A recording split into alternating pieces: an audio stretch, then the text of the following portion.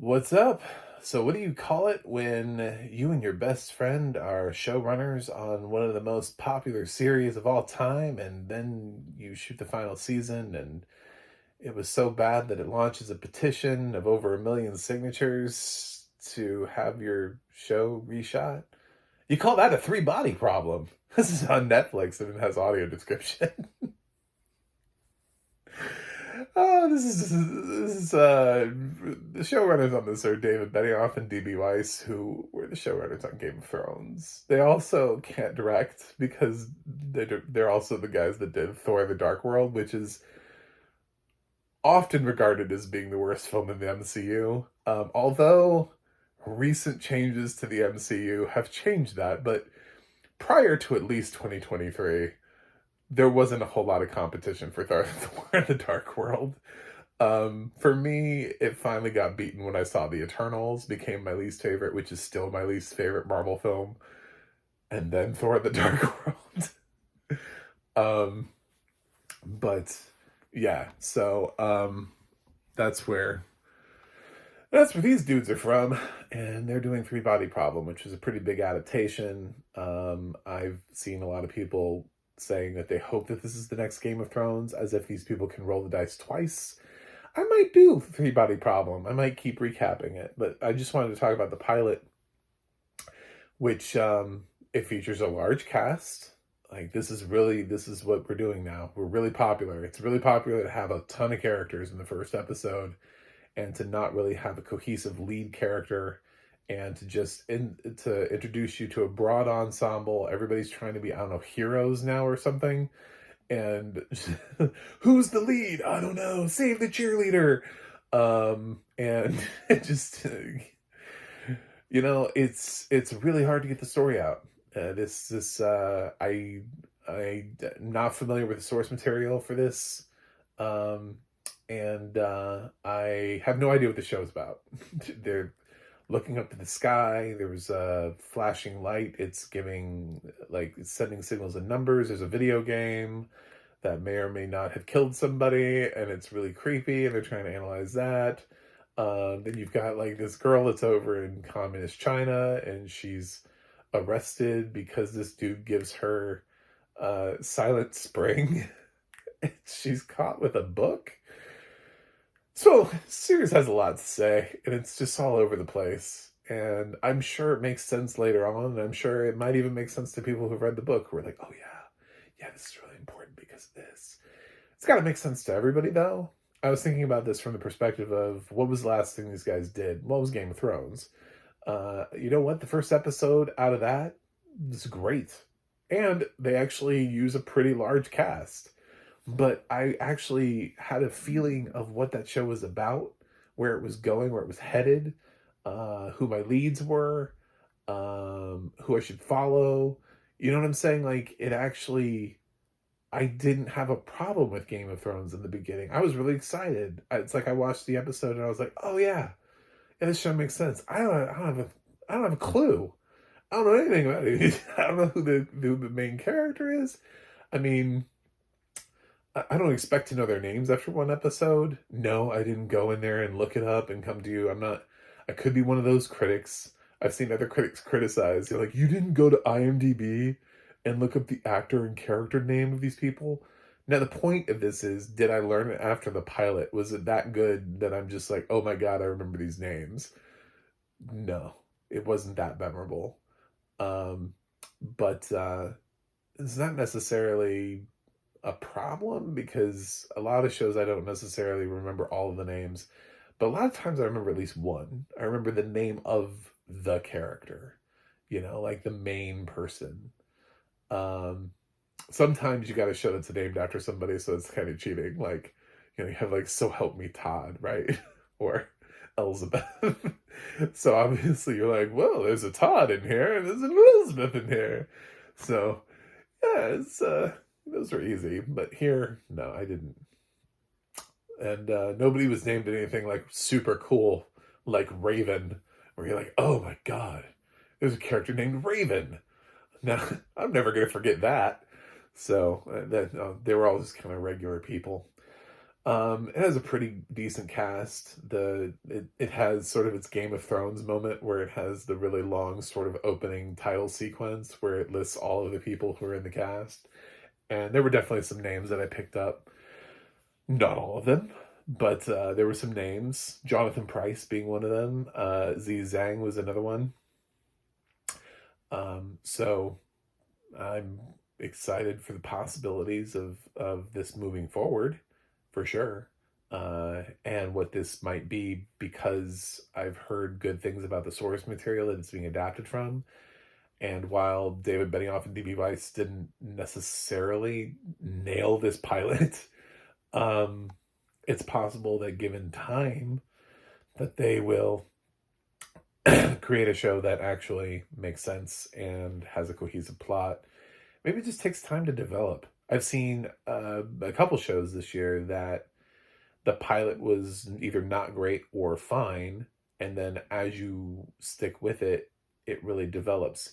It's becoming problematic though, and in a year, the reason why I started focusing more on television was A, to talk about audio description for these shows, and B, to talk about the importance of pilots, because you're never guaranteed more than one episode.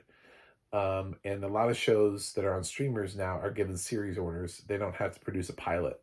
So they're conceptually given an order based on cast or creative or whatnot. Oh, we're buying the rights to this book or this comic or video game and we're making a series. And they don't actually have to create an episode as like a proof of concept that then gets picked up to series.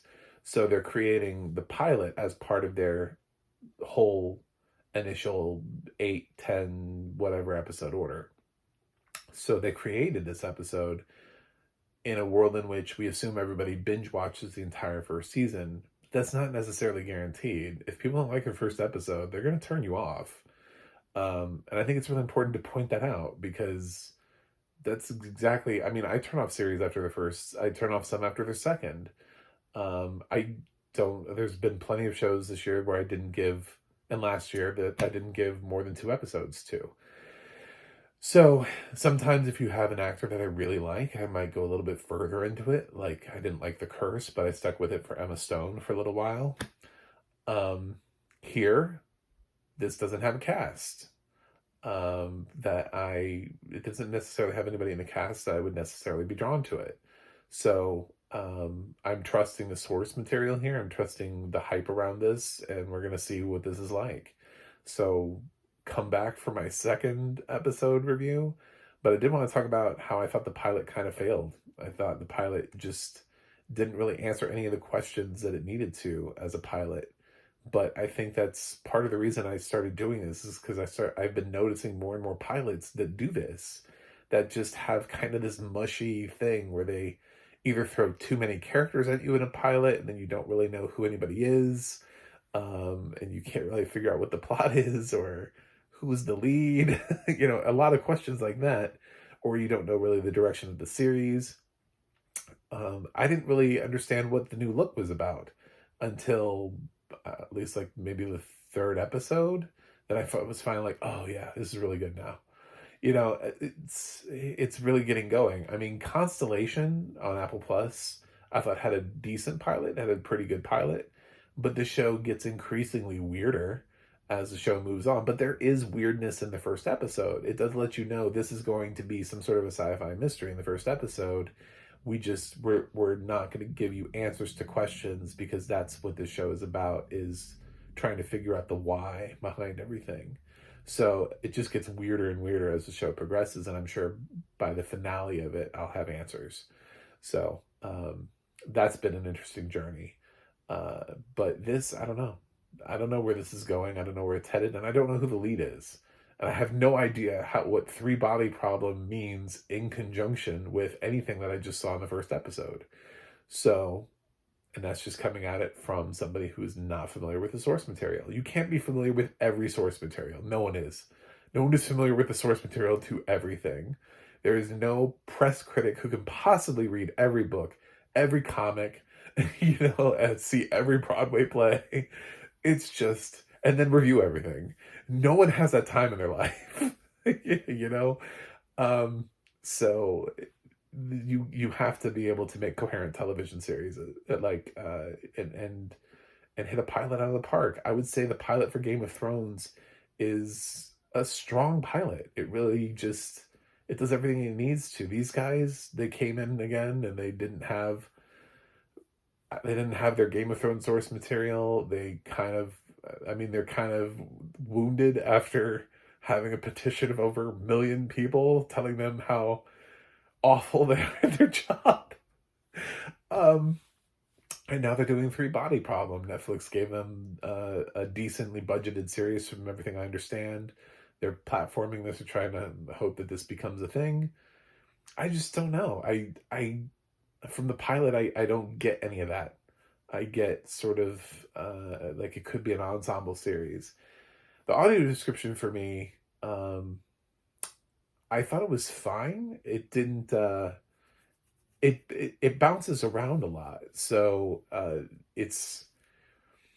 I was trying to follow the audio description and be like, okay, is it helping with the context of what is it, is it helping me understand the series? But then I just realized, I don't know, the series is just doing this to itself. So that's kind of another reason why I want to watch a second episode of this and then do a second review, a review of episode 2, is because of that. Yes, I realize I could binge. Anybody who knows me knows I don't really binge. The couple of times that I've watched and released episode 1 and episode 2, I did not watch those episodes in the same day. So I just don't binge watch. I believe in letting a cliffhanger sit. I think there's power in that. So you really get to feel the cliffhanger more. If it was really that important, it'll drive you insane, which is great, because that's what TV used to do. You used to get a cliffhanger. You used to be like, oh my god, I have to see. What can't wait. When's next week? Oh, you mean that was the season finale? You, you used to kick your TV, get really madly through because you knew you had to wait till like September. And you're like, oh my god, now I have to wait months to answer that question. So yeah, we just don't have, who shot JR anymore. You can immediately find out in the next episode. So, I'm trying at least to enjoy the finales and the cliffhangers. This one sort of has one a little bit, but not really. It immediately launches into, if you watch the first episode, it's like, this season on Three Body Problem. It's like, oh, cool. Well, thanks. Yeah. It's not the most successful pilot in the world. It has some interesting ideas to it. The audio description seems fine. I'm reserving full judgment though, until I need to understand the series a little bit more to understand if the audio description is accompanying the series. This could have done a way better job of succinctly figuring out or introducing us to giving us somebody as a lead, giving us a perspective instead of a couple perspectives. And I guess maybe that's the Three Body Problem, is that they're like, I don't know who the lead is. We don't really have one. We have 3 of them, and that's the problem. I don't know. That's what it is. But I'm gonna give Three Body Problem a C+. It's interesting enough that I want to see more because I want to know about why the universe is flashing and what's up with the video game. I mean, there are things in here that I want to know the answers to, but I don't know who these characters are. I feel like I know nothing about them. So, yeah. Anyway, it's on Netflix. Check it out. Thanks for watching. Thanks for subscribing.